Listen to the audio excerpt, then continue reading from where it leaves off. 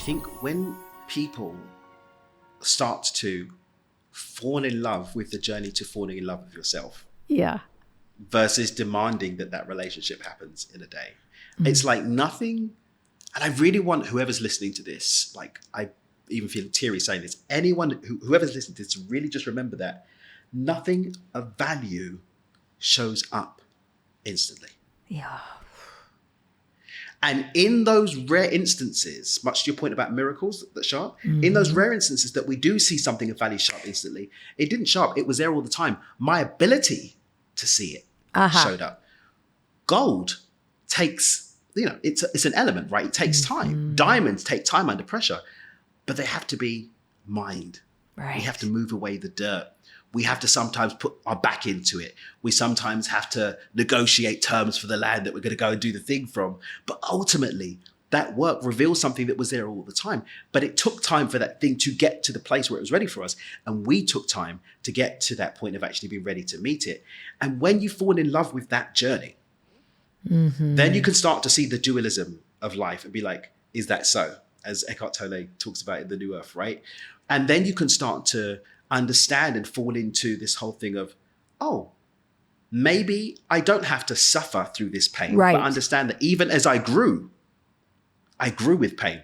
When I was there watching my son being born, Olga was screaming. And yet that screaming and that pain that she went through wasn't about suffering. Yeah. It was actually a signal that something beautiful was being birthed into this dimension. And when we can understand that, the game completely changes.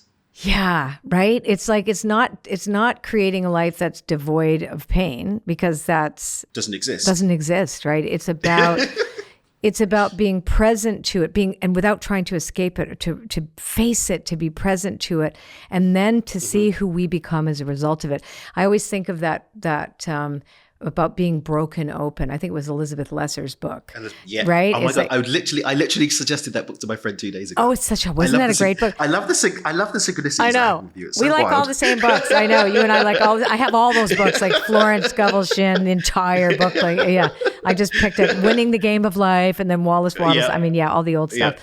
But that was about, letting yourself break open and knowing that there are, things that we've been indoctrinated in through our environment, through what we inherit. We don't even realize we've inherited certain traits unconsciously, etc.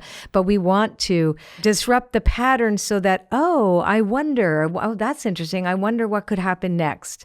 I wonder if I could be with this. And it doesn't happen overnight. And I think also surrendering the need for it to happen in any kind of time frame. And the thing is that spirit doesn't operate in human time.